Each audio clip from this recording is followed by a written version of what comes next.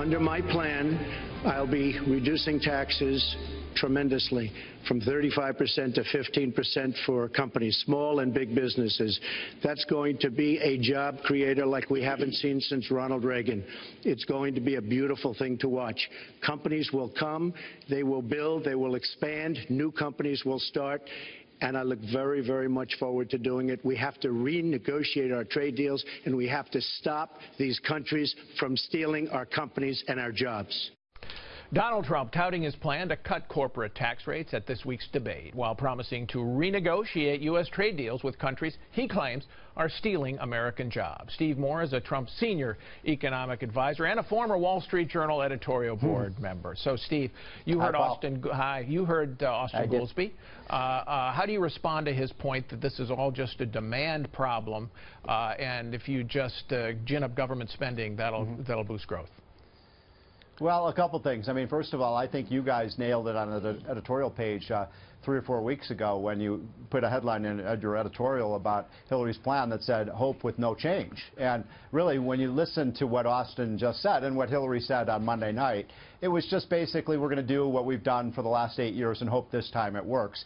And, you know, a couple things. I mean, first of all, is there really anybody who thinks that a big tax increase of $1.5 trillion is what an economy that's been growing at 1 to 1.5% needs? Now, you can quibble with some of the things that Trump wants to do, but I just don't see the logic of a major tax increase. One of the things Austin said that I thought was incorrect when he was talking to you was when he said, you know, that the tax cost of capital is as low as it's ever been. That's absolutely not true. Remember, Paul, when Obama came into office, the capital gains tax rate was 15%.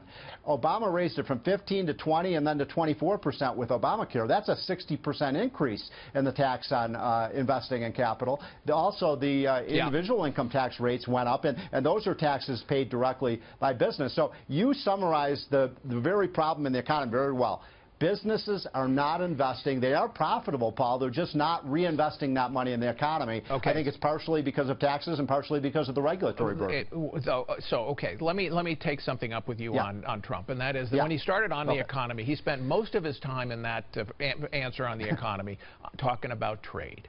Right. He did mention taxes. He mentioned regulation very briefly, but mostly he focused on trade. Is this telling the American people that Donald Trump really thinks that renegotiating trade deals, renegotiating NAFTA, is the #1 economic priority we have?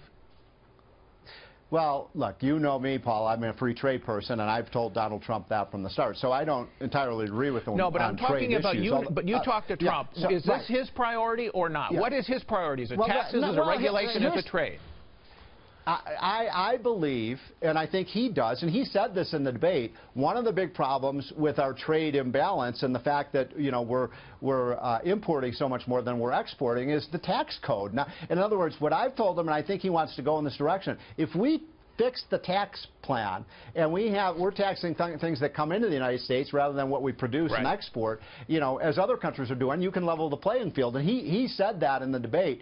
The other thing is, you know, if you get the regulatory structure fixed, I'll give you one statistic. The National Association of Manufacturers said that every manufacturing job comes with $18,000 of regulations, Paul. I mean, that puts America at a severe disadvantage. So I believe you bring these businesses back through tax and regulatory reform. But look, he has made it very clear he does want to renegotiate some of these trade deals. Okay, all right. So, and I think that's going to harm growth, not enhance it. But let's talk about the tax plan.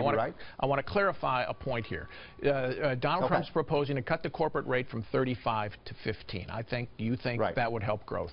But there's an ambiguity here about how that rate would apply to small businesses, okay, who now currently pay taxes under the individual tax code. So would that 15% rate apply not just to General Electric, but also to the hardware store owner? Well, first of all, why it's so important, just a quick point about this. I mean, you know, I learned this from reading your editorials. We have the highest corporate tax rate in the world, and it is leading to companies leaving the United States. And there's no question, you cut that rate to 15%, you're going to get a lot of those businesses come back in the United States. It's the heart of our plan. Now, what Donald Trump told Larry Kudlow and I and others when we put this plan together is I want to make sure small businesses benefit as well. So we have a 15% rate for small businesses and subchapter S's and so on.